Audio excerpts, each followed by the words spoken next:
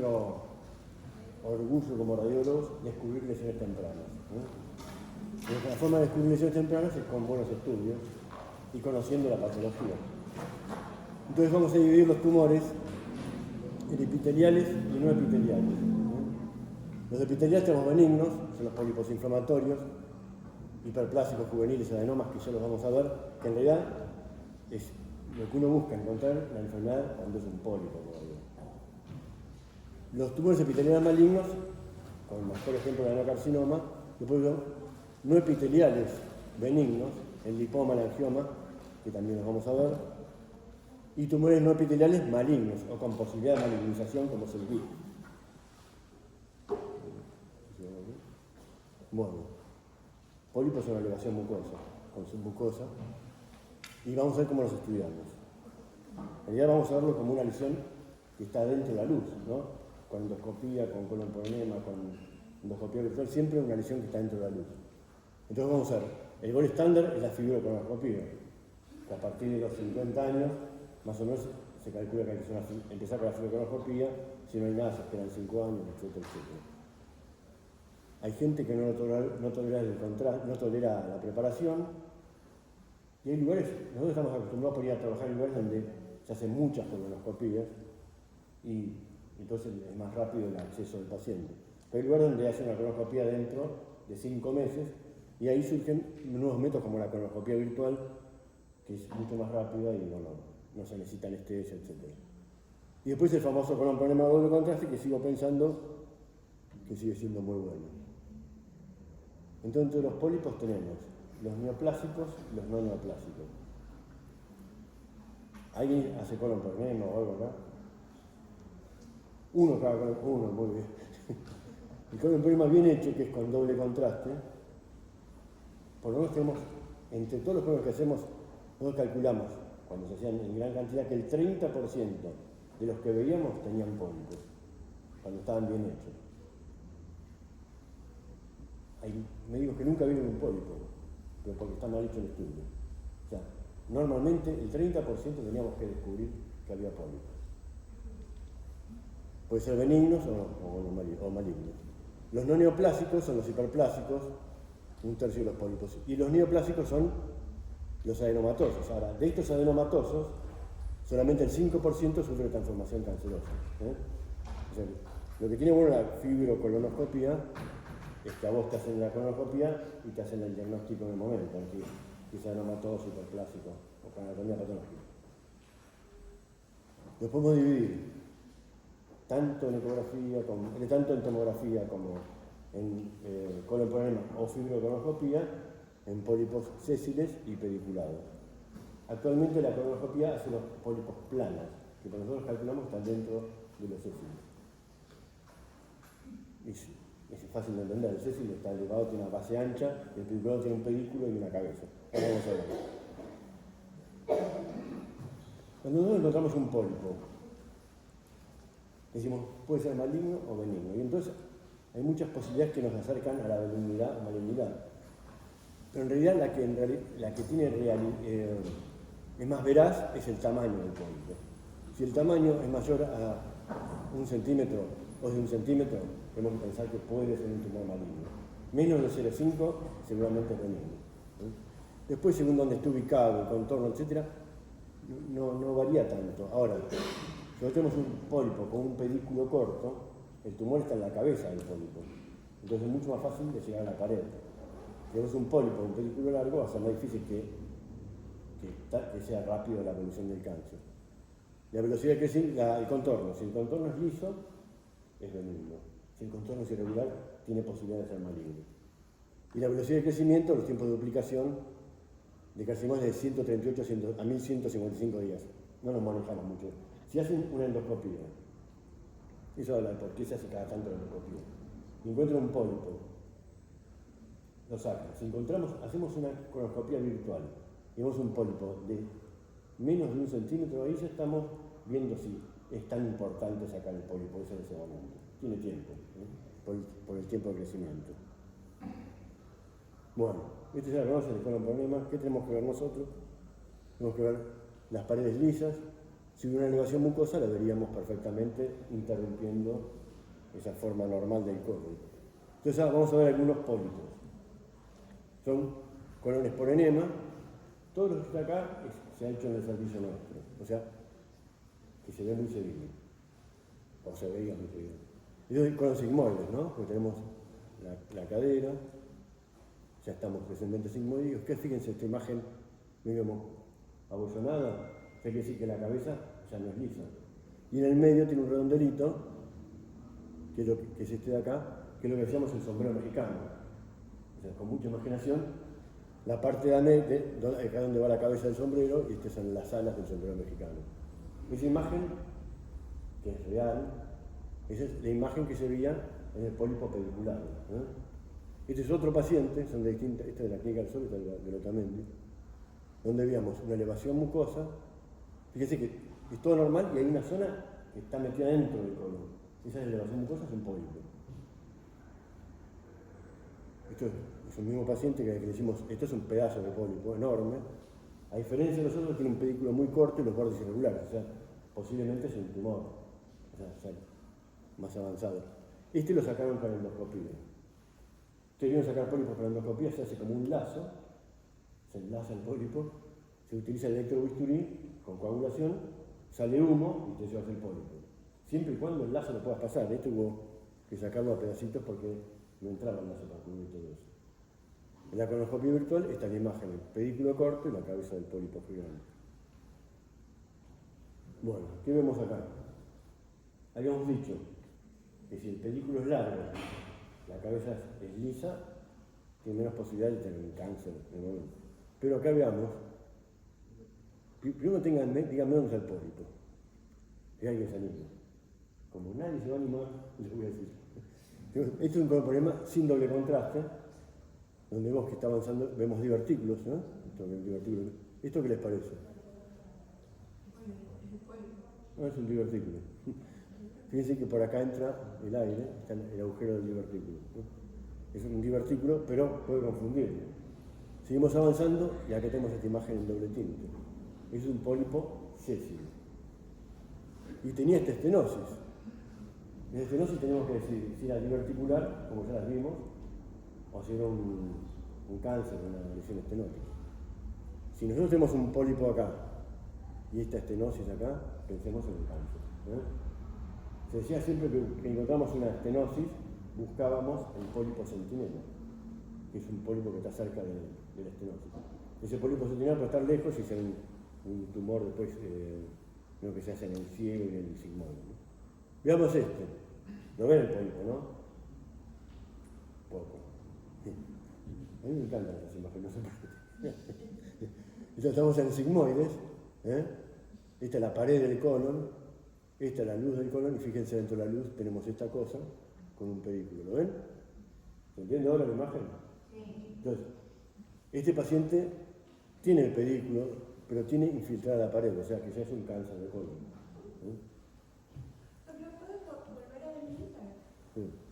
Esta es la cabeza, con bordes lobulados, y este es el pedículo que llega hasta la pared del colon.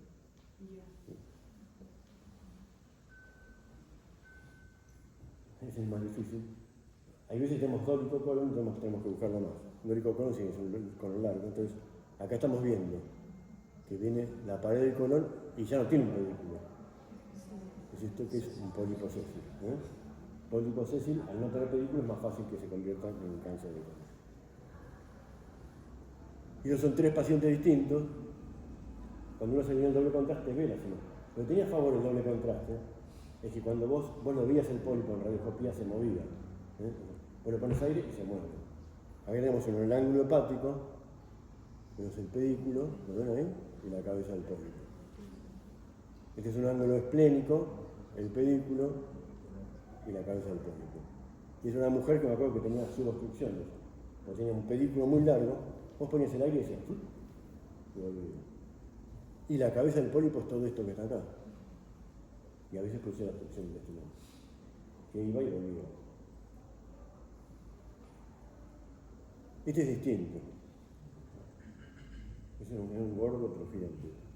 Y fue muy difícil, venía con estudios en equipos donde no era radioscopía, acá por suerte era buena radioscopía, y lo que logramos ver es que tenía un defecto acá, que es un pólipo sésil, ¿lo ven? O sea, está dentro de la luz, pero compromete la pared. El pólipo sésil es un cáncer de pared. Este es otro. ¿Qué ven de distinto de este pólipo y los que vimos antes? Si es que ven algo distinto. Lo vemos adentro, ¿no? De la luz. Esta es una mujer, hizo una colonoscopía y le dio normal. Nos damos el colon y decimos, si hicimos el colon, encontramos esa lesión, hicieron endoscopía y dijeron que era normal. Que era normal, ¿sí? La colonoscopia. A nosotros no nos parecía normal, el colon no era normal. Pero la colonoscopía no lo veían. Entonces decimos, mirá, si querés la hacemos de nuevo.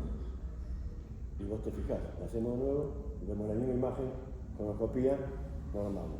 El endoscopista, que es un señor grande, para mí en esa época, vino desesperado y dice, no puede ser, yo no lo estoy viendo.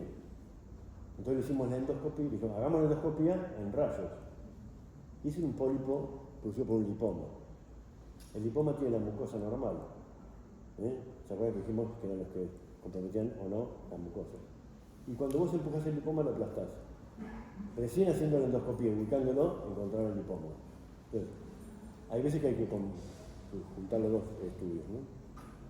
Bueno, eso en cuanto al colon peroneo. Eso es una colonoscopía virtual. Fíjense, una lesión elevada, que donde se mete en la luz. Entonces, esa sería el pólipo perfecto. Es un pólipo pediculado. Bueno, acá tenemos otro pólipo pediculado. Fíjense que en realidad son fáciles de ver, ¿no? Esta es la cabeza del pólipo y este es el pedículo. Entonces son fáciles. Estos son de Franchín. Entonces, lo que vos tenías que ver era el pólipo en la cavidad y verlo en los cortes coronales y sagittales. Se mide, no sé cuánto mide ahí, mide 17 milímetros, o sea que ese hay que sacarlo lo más rápido posible, a pesar de que tiene un pedículo. Y este es uno con muchos pólipos. Este es el colon, una poliposis familiar que tiene esos pólipos. ¿Por qué jorobo tanto con los pólipos? Porque a mí me parece que encontré una patología muy incipiente y posiblemente hasta le pueda salvar la vida al paciente. Si trabajan en hospitales, van a ver que llegan ya con los cánceres súper avanzados porque no saben ni colonoscopía, ni colon virtual, y el colon problema no sabemos si se lo hacen o no. Entonces, nuestra obligación es encontrar la enfermedad temprana. Y en este caso tenemos los métodos para encontrarlo, ¿no? Aún sin fibrocolonoscopía. Bueno, vamos a la maligna. Todo eso fue evolucionando y ya tenemos patología maligna. Que el más común, el adenocarcinoma, carcinoma de células escamosas, adenoma villoso, carcinoides, linfoma, leiomyosarcomas y sin metástasis. El adenocarcinoma es el más común. Dentro del adenocarcinoma tenemos el mucinoso. El tema del mucinoso es que las metástasis se calcifican. Entonces, si nosotros tenemos una lesión en colon con imágenes cálcicas, es porque es un tumor que hizo metástasis en el hígado muchas veces. Nos pasó que había un médico radiólogo, me dice, che, Gustavo, ustedes que tienen, en un lugar que no había buenos equipos, que tienen buenos equipos, ¿no me haces una tomografía en ese momento de 6 filas porque tengo un pólipo en el colon? Lo primero que vemos es que tiene imágenes cálcicas en el hígado. Las imágenes cálcicas son mal delimitadas, no es un granuloma. Entonces, seguimos investigando el colon y vemos que no tiene un pólipo, sino un cáncer de colon. A veces nos indican la patología que tenemos que buscar. Bueno, esto ya lo saben, puede ser anular, infiltrativa, mixta.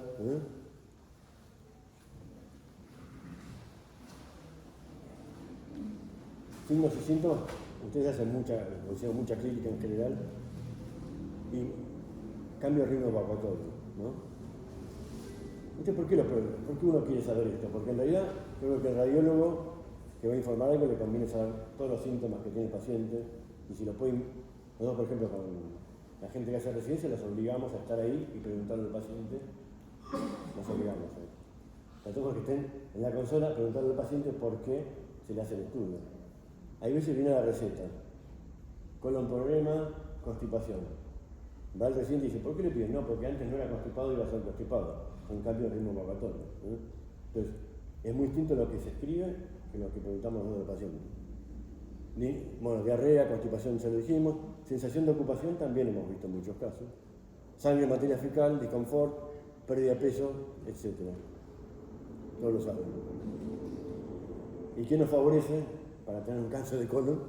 Ser mayores de 50, familiares, o sea, familiares también con pólipos, enfermedad inflamatoria de intestino. Nosotros vimos que tanto la colitis ulcerosa como el Crohn aumenta la posibilidad de tener cáncer de colon.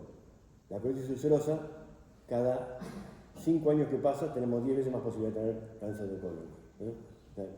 Hasta qué punto hay que verlo, ¿no? Y después esto bien para los argentinos, dieta baja en fibras, rica en grasas, muy escasa actividad física, para todo, no para todo. Esto sí.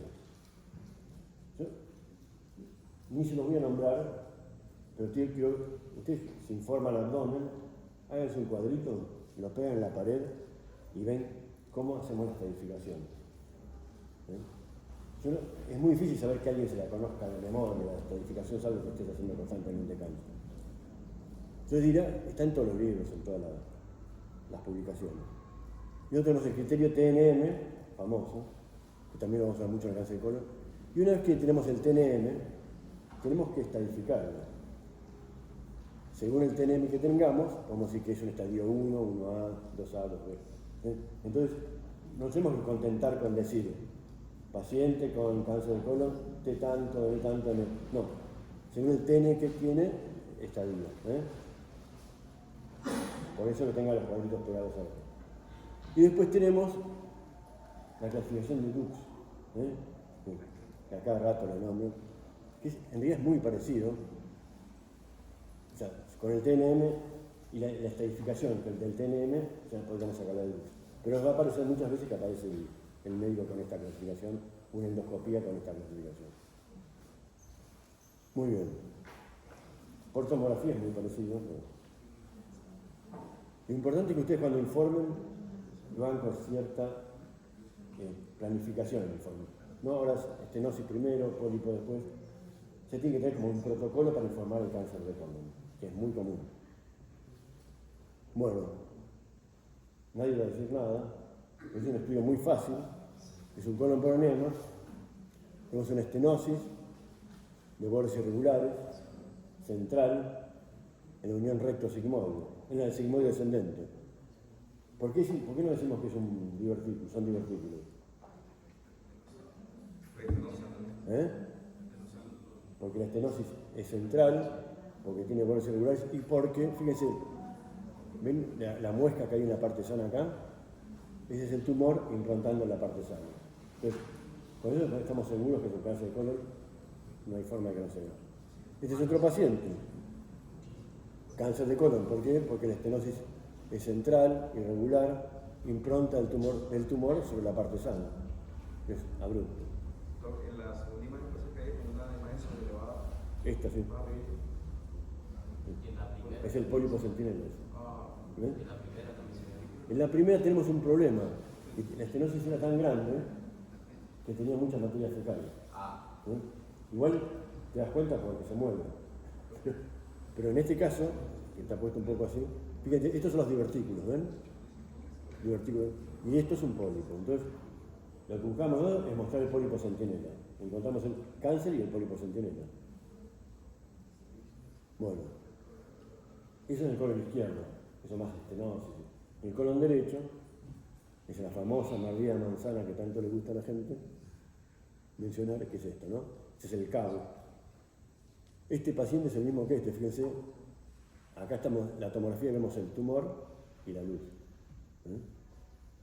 Este es otro paciente que se veía parcialmente. O sea, cáncer de colon es muy común. Busquemos siempre que la estenosis no vaya por forma progresiva, que sea central de bordes irregulares y seguramente nos vamos a acercar al pronóstico.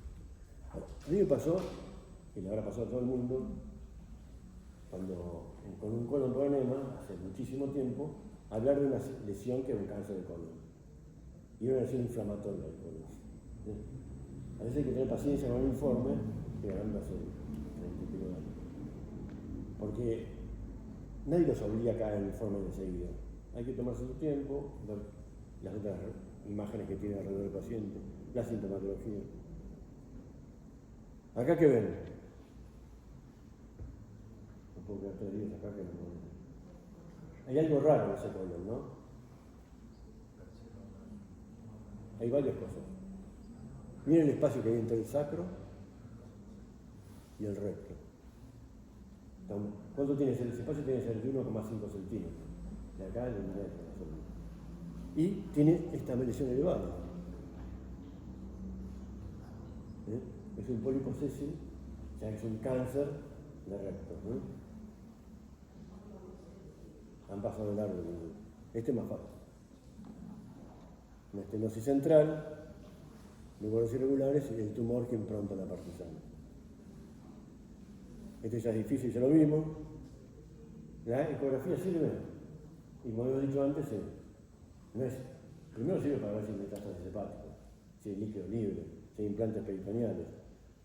Y además sirve para ver a ver si se palpa el tumor y localizarlo.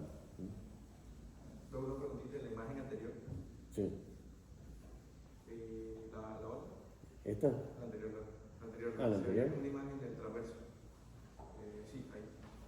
Sí. Bueno, ahí puntualmente quería, digamos, como hacer un pequeño aporte, una salvedad. En algún momento estuve leyendo al respecto que hay unas contracciones, digamos, fisiológicas, normales, no solamente en el ascendente, sino también en el transverso.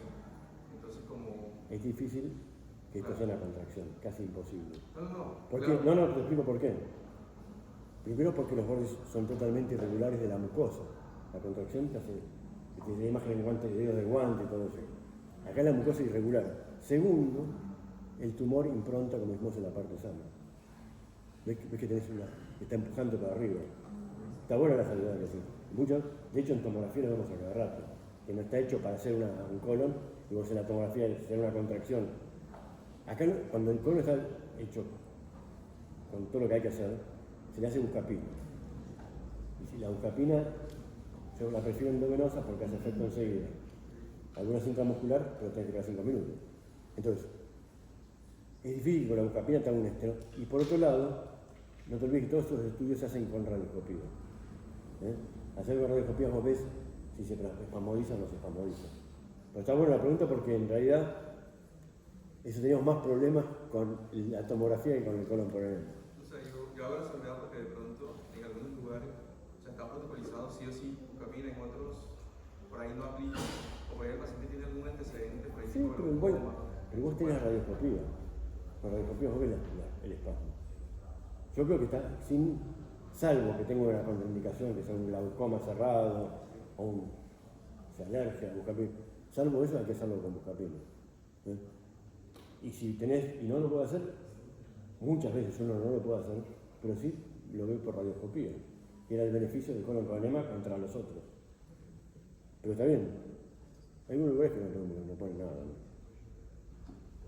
Bueno, este es ya les dije que es un estudio que me gustaba, que es, ya empezamos con la tomografía.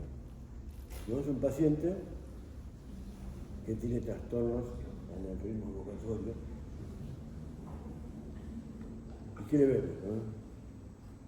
Este es el colon, miren las paredes del colon, que linda, refuerzan de forma homogénea, hasta que llegamos al ángulo esplénico, donde se ve una estenosis, donde se ve un refuerzo de la pared. Pero mira qué bueno esto que vos decías. Puede ser un espasmo, y sí, puede ser un espasmo. El tema es que tenés un centro irregular y la mucosa, fíjate, la pared refuerza con el contraste. Entonces, al reforzar con el contraste, ya no puede ser normal. De hecho, estos estudios se hacen en la gente que no soporta una preparación. Entonces, la materia fecal la ves sin contraste y el tumor lo ves con contraste. Entonces, tiene un cáncer. Es el mismo paciente, fíjate, a nivel del ángulo esplénico, con una dilatación preestenótica.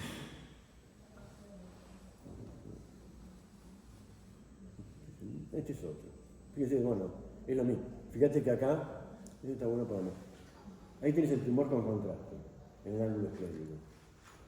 Los equipos actuales haces coronales, sagitales, sin perder, y hasta puedes oblicuarlo, ¿no? Sin perder la nitidez de la lesión, ¿no? Entonces uno está como obligado, ante la sintomatología, a ver qué pasa. En este caso veíamos todo el colon con materia fecal, esta es una oblicua, y tenemos una estenosis con las paredes que refuerzan con el contraste. Vemos materia fecal, sí, todo esto, y eso no refuerza con el contraste. Entonces, eso nos sirve mucho para hacer la diferenciación, pero es más difícil en tomografía a veces descartar un espasmo, como nos pasa cada rato. Nosotros a veces como lo hacemos en más de un tiempo, sale el segundo tiempo, el tercero cambio, pero hay que darle mucha importancia al refuerzo con el contraste de la lesión, ¿no? Hay un concepto también que es la miocosis. En este caso es como una hipertrofia total de la pared. En este caso no habría un refuerzo tan significativo como ese. ¿Dónde vemos la hipertrofia de la pared? No, que está bueno. ¿Se acuerdan de que hablamos de la diverticulosis?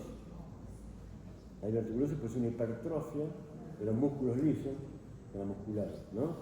Y eso hace como un acordeón y refuerza el otro. Pero no te puse la estenosis de la diverticulitis, ¿no? Perfecto.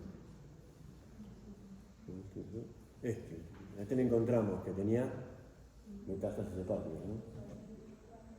Las metástasis hepáticas en este caso tenían algunas calcificaciones y el tumor también tiene calcificaciones, ¿no? Bueno, entonces, es importante para nosotros, el radiólogo se ha convertido en, fíjense, hasta los 70, 80, dependían de nosotros absolutamente, y la patología dependía de lo que veíamos en el colon. Aparece la colonoscopía, la hecha en el mundo, se sigue haciendo colon, pero la colonoscopía reemplaza al colon por enema.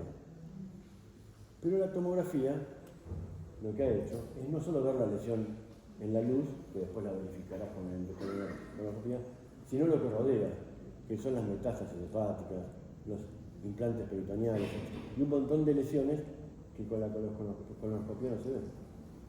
Otra cosa a favor de la tomografía con respecto a la colonoscopía es que vos sabés justo a la distancia que está.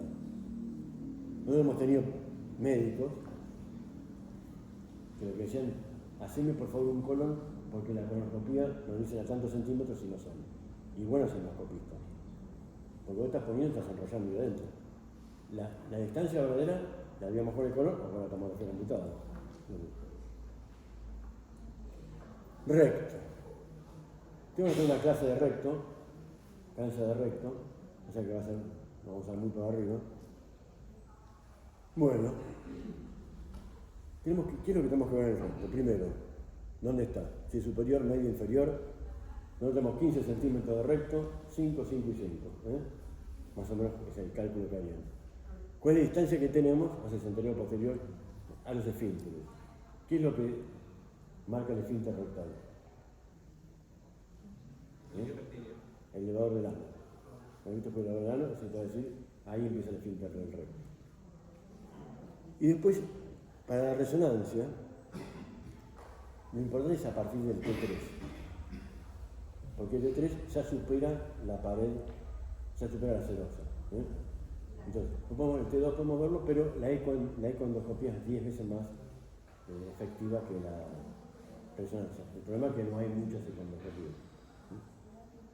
Nosotros tenemos que indicar el estadio, la extensión extramural, si tiene nódulos en metástasis, la afectación de la más fácil la mesorrectal. Si está afectada, ya estamos en un paciente no quirúrgico. Presencia o ausencia de invasión vascular, todo esto es lo que uno tiene que tratar de ver cuando hace una tomografía de recto. Esto que van a ver 40 veces. ¿Se acuerdan que nosotros hablamos de las capas? El T1, fíjense, mucosa y apenas en mucosa. El T2 hasta la muscular. El T3 ya pasa a la muscular y acá es donde empieza a ser importante la resonancia. T4 ya afecta la vesícula seminal y todas esas cosas. Este mapita, que es muy simple, nos van, porque el cáncer nosotros lo vemos como una lesión hiperintensa dentro del colon, no super hiperintensa, pero hiperintensa. Entonces, todo lo que sea hiperintensa, que supere la muscular, vamos a tener que pensar que es un T3. Y es donde empieza a trabajar la resonancia, para ver si cuánto está afectado la mucosa, de la grasa, cuánto está afectado de la fascia de perirectal. Bueno, ¿qué les parece? Lindísimo. O sea, nosotros la resonancia la hacemos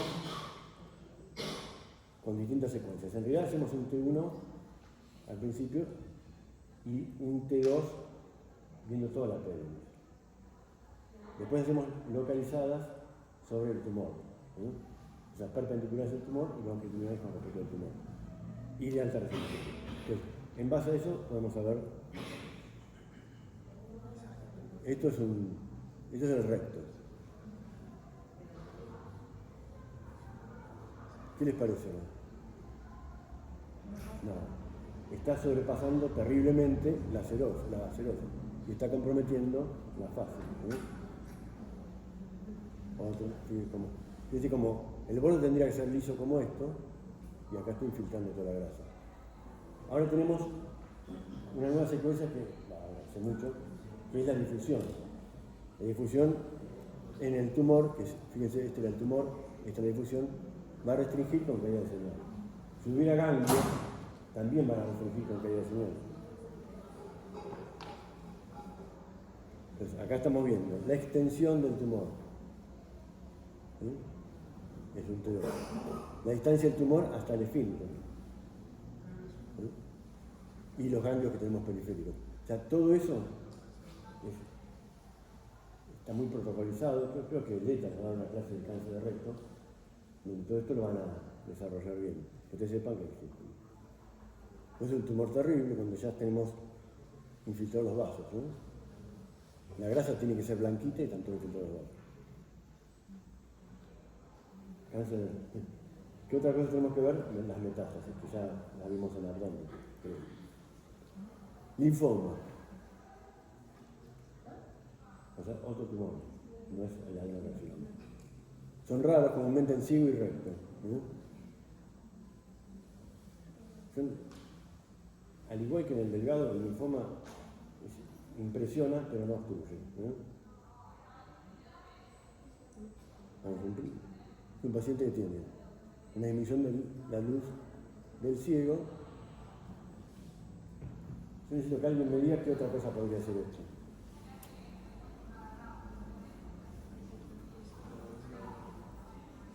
Porque en realidad lo estuvimos hablando bastante. Sí. Puede ser un linfoma, puede ser una isquemia, puede ser un Crohn o puede ser una tuberculosis. Cuando uno ve una lesión que afecta el recto, el ciego y el ilion terminal que afecta la válvula cecal, podemos pensar en esas cuatro cosas. Según el lugar donde estemos y la edad del paciente, pensaremos en uno u otro. Bueno, adenomas vellosos, generalmente son pacientes que tienen trastornos electrolíticos y nosotros vamos a ver como una lesión elevada, que en el colon, por ejemplo, esta es la pared normal y esta es la pared con una lesión elevada, que imagino que la ven, que infiltra la pared, pues bien elevada. Estos pacientes pierden electrolitos porque tienen diarrea, etc. Y el diagnóstico es bastante fácil. Uno piensa que es fácil. Uno piensa que esto no era tan maligno como el adenocarcinoma que estamos viendo, pero produce metástasis. ¿Y dónde irían estas metástasis? Si este paciente tiene metástasis, ¿a dónde van esas metástasis? Sigan participando. ¿No se acuerdan de la irrigación? El colon hasta el sigmoides está irrigado por la mesentérica inferior, el colon derecho por la mesentérica superior y el recto por ramas de la celíaca. Por tanto, si está irrigado por eso, también la sangre que lo drena las venas que salen a la celíaca. Las celíacas, ¿a dónde van? A la cava. Y la cava sigue derecho hasta el pulmón. Entonces, el cáncer de recto comúnmente produce primero cáncer en pulmón, metástasis en pulmón, y más tardíamente puede ser el hígado. El cáncer del resto del colon produce metástasis en el hígado también, porque salen todas las mesentéricas superior e inferior, ¿no? Por eso le dimos los dibujitos de los vasos, ¿no? Entonces, acuérdense que el cáncer de recto, el mamá de el que fuera, las metástasis van a ser seguramente más de pulmón. Y es una resonancia, donde lo vemos. O sea, la resonancia es así. El recto antes era un despedazo. Había que hacer un colon por enema, rectoscopía. Y en este momento de la resonancia vemos perfectamente bien la estructura del recto y lo que lo ocupa, ¿no? Esto es hiperintenso con respecto a la pared. ¿La ven la pared? En el sagital, esto tiene forma de pólipo, ¿lo ven? Termina en forma aguda. Entonces, esa es la imagen característica del adenoma velloso. Esto hay que operarlo, obviamente no tiene, fíjense, no tiene afectación de la grasa perirectal, no tiene afectación de la fascia, entonces es quirúrgico. Carcinoides, muy parecidos a los que vimos en colon, puse una reacción desmoplásica, no son tan comunes en recto como en colon como ahí ven acá la imagen, acá está el tumor y la reacción desmoplásica estrellada con eso es del libro, eso es un examen cielo. Vimos en este caso. Las metástasis ya las vimos. Y hay muchas otras patologías de colon, pero como es extensísimo, yo quisiera que viéramos otro método que es el estudio de la defecatografía, que lo vemos mucho. No sé cómo se sacará esto de acá.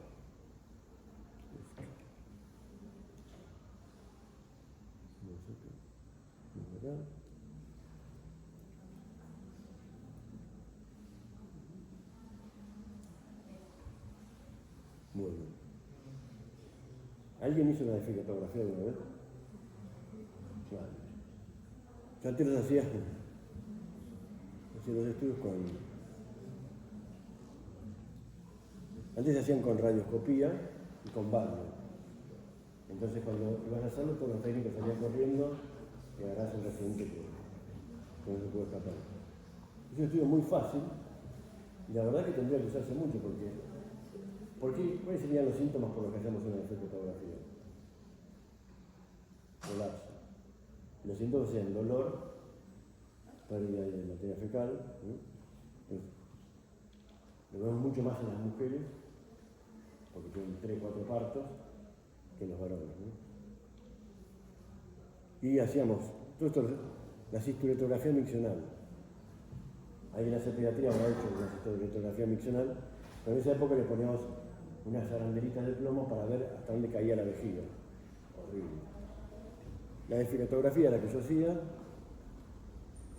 y la ecografía del piso pelviano, que yo no hago, pero sé que hacen, y la defecatografía con resonancia. Yo creo que esto lo sepan porque hay muchas cosas que se van a hacer, por ahí no están haciendo en los otros centros, pero las van a hacer. La defecatografía se hacía con radioscopía. O sea, ponía una silla de plástico, el tipo, la mujer tenía que defecar ahí delante del médico que miraba cómo hacía la carga. Horrible. Pero era muy dinámico y además bien fisiológico. El problema es que con este estudio viene nada más que el resto. En cambio, con resonancia vamos a ver el resto. Que le da radiación ionizante y que además estar sentado ahí en un inodoro era medio incómodo. Nosotros tenemos, a partir de la anatomía, vamos a ver los diagnósticos, ¿no? El descenso de la unión recto-anal de 3 centímetros, hasta 3 centímetros es normal. Más de 3 centímetros ya es. Los ángulos que vamos a ver cómo los medimos, la apertura del canal anal. Para ver la apertura, tiene que defecar. Si no, no ves cómo sale el canal anal. O sea, los cambios morfológicos quiere decir el cambio de forma del recto anal, que puede ser como un recto hacia el anterior o como una invaginación. Bueno, vamos a ver. Esto es lo que hacemos. El paciente, cuando empezamos el estudio, hacemos que haga una contracción. ¿Qué músculo estamos utilizando? La parte del tubo rectal. ¿Viste? Cuando tenés del pubis al recto, tenés un músculo que lo enlaza, que es el tubo rectal. Es parte del elevador del ano, ¿no? Entonces, ahí hacemos para ver que la contracción sea buena. 93 grados. Todos estos son valores normales. Después lo hacemos en un tiempo de relajación, es normal, y después defecando. Entonces, si nosotros tuviéramos un ángulo de 93 para defecar, se queda todo ahí. Entonces, aumenta el ángulo. En este caso, bueno, ya teníamos que el recto se meta dentro del recto, o sea, es una invaginación. Bueno, ven que no se veía muy lindo, pero podía ser perfectamente el diagnóstico de recto, de invaginación, que ¿qué hacía? Si cuando va al baño está invaginado, no va a eliminar todo lo que tiene puesto. Entonces, salía de su casa, tengo que ir al baño. Y iba 4 o 5 veces antes de haber sacado toda la materia fecal que tenía dando vuelta por ahí.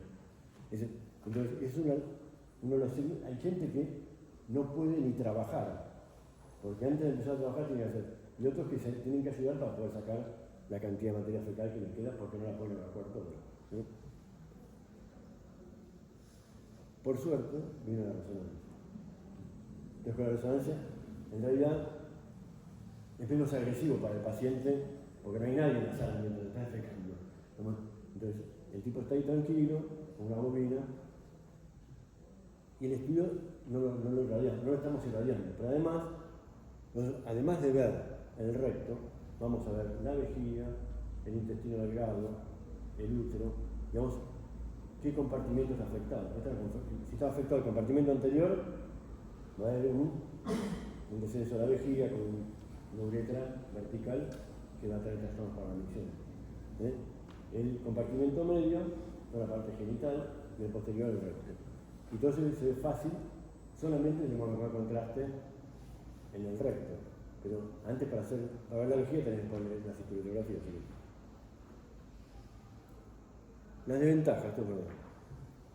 La posición horizontal. Nadie va al baño acostado. Pero si vos tenés, si vos tenés un rectocele, un descenso de la pelvis, evidentemente estés parado o acostado es patológico. De hecho, yo terminé haciendo las defecatografías acostadas con radioscopía, porque es mucho menos incómodo que con el inodoro y se veía mejor.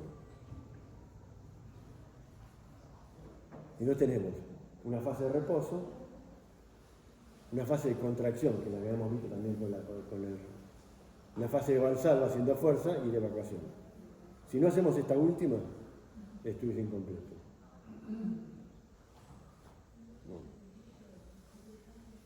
Fíjense lo que tenemos. Este paciente le llenamos el recto con gel, usamos gel de ecografía, sin que se enojen las ecografías. Esto ya, el paciente tiene la vejiga llena. Si es un T2, es hiperintenso, o sea que no tenemos que llenarlo con nada. Y el útero es fácil de ver, ¿no? Cuello, cuerpo, vagina. Hacemos una línea que pasa. Aquí lo tenemos acá atrás. Que va a ir desde la parte inferior del pubis hasta la penúltima pieza sacrococcígea. Lo que desciende de esa línea es lo que nos va a decir si el descenso pisopelviano o no. Este es otro paciente, vamos a ver un poquito más. Muestra los síntomas: constipación, incontinencia. Lo que más molesta es el dolor y el hecho de sentir que nunca terminaron de ir al baño.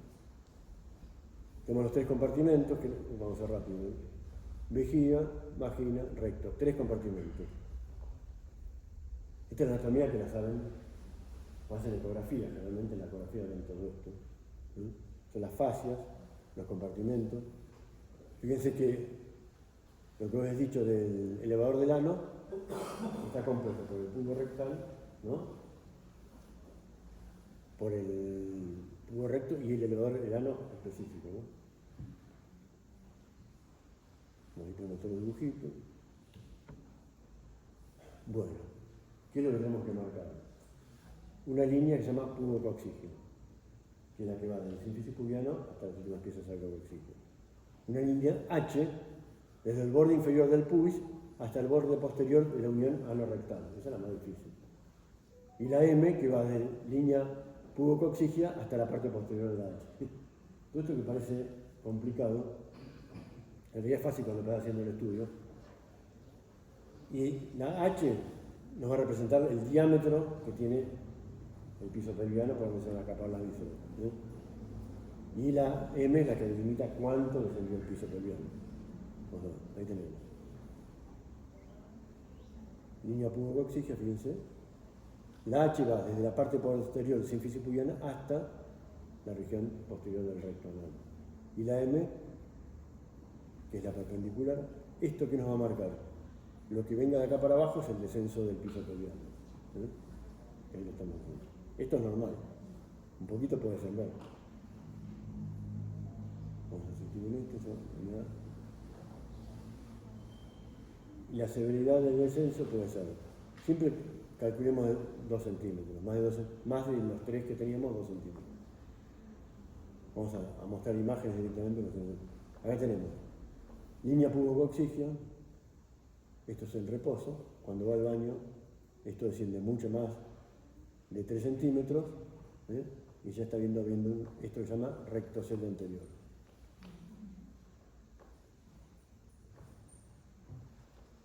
Este paciente, por ejemplo, sin ponerle contraste en la uretra, vemos que desciende la vejiga, ¿no? Más de 2 centímetros, ¿eh? Y la uretra, que tendría que ser derechita, se va para adelante. Entonces va a tener imposibilidad de miccionar normalmente, va a tener retención de orina constantemente, va a tener engrosamiento de las paredes del recto, ¿no?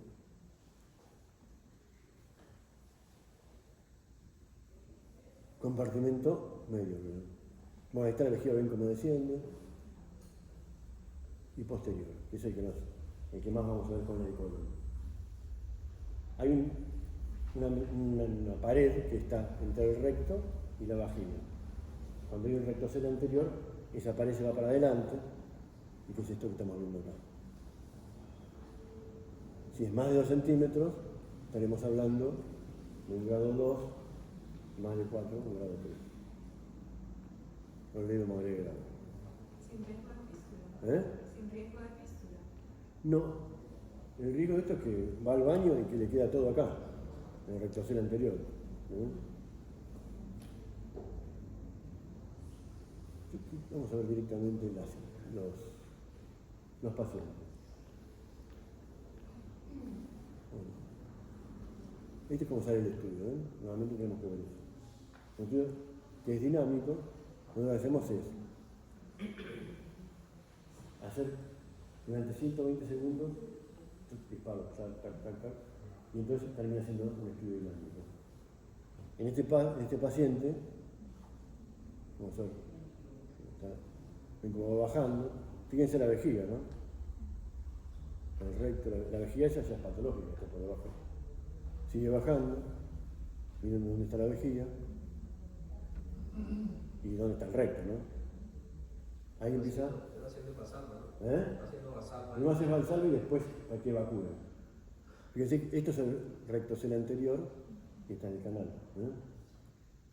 Y la última que podemos hacer que fuera al baño, queda el rectocele anterior y el canal anal. Un terrible descenso de la vejiga. Esta mujer no tiene solo el problema del rectocele, sino también del cuerpo, de la vejiga, ¿no? Pero nosotros hacemos, fíjense, el estudio sale bastante bien y es fácil. No sé si es lo otro. Una vez que terminamos, vemos cuánto quedó de gel para ver si es.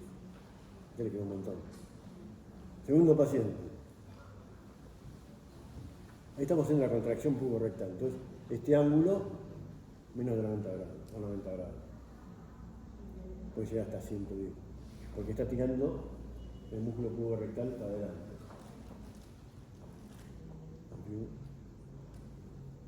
¿Ves cómo tironea ahí? Entonces decimos que ahí está el puborectal funciona bien. Ahora, ¿qué pasa si el puborectal, que dicen el puborectal espástico, sigue con la curva con retraído, no va a poder ir al baño? Entonces, no solamente el descenso, sino la falta de contracción del puborectal. Vamos a otro paciente, el mismo paciente, fíjense, descenso con rectocel anterior, pero la vejiga está en su lugar. El otro tenía la vejiga descendida, ahora tengo la vejiga en su lugar. Paciente 3.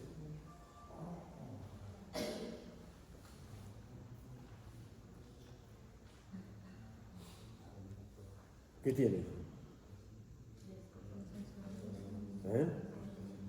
Este tiene los 3 compartimentos afectados. La vejiga, el útero, fíjense dónde está el cuello, y el recto. Entonces, no se dura media hora. Y está evacuando, no me hace nada. Y esto es el rectocel anterior. El último, este pobrecito, ya vino con pensamiento pelviano antes de empezar el estudio, ¿no? Vamos a identificar las regiones. Una de las causas más comunes de que pueda producirse eso es cuando el paciente está operado. Ahí no se va a producir más el descenso del cuello y la vagina. Vejiga, cuello y el recto, ¿no? Vamos al estudio.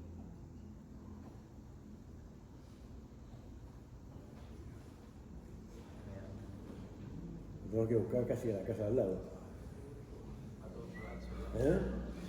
No, porque está todo colapsado. Esto lo podemos ver nada más que con este estudio, no podemos ver con la efectografía que hacía yo, con la eco que hace ahí afuera, y con... Pero lo que esto te ayudaba a ver qué era. ¿Qué tenés? Cistocele, por la vejiga está por el suelo, lo que quedó ¿cómo se llama? Del cuello y la vagina, y además asas de intestino delgado, que es esa que estamos viendo ahí.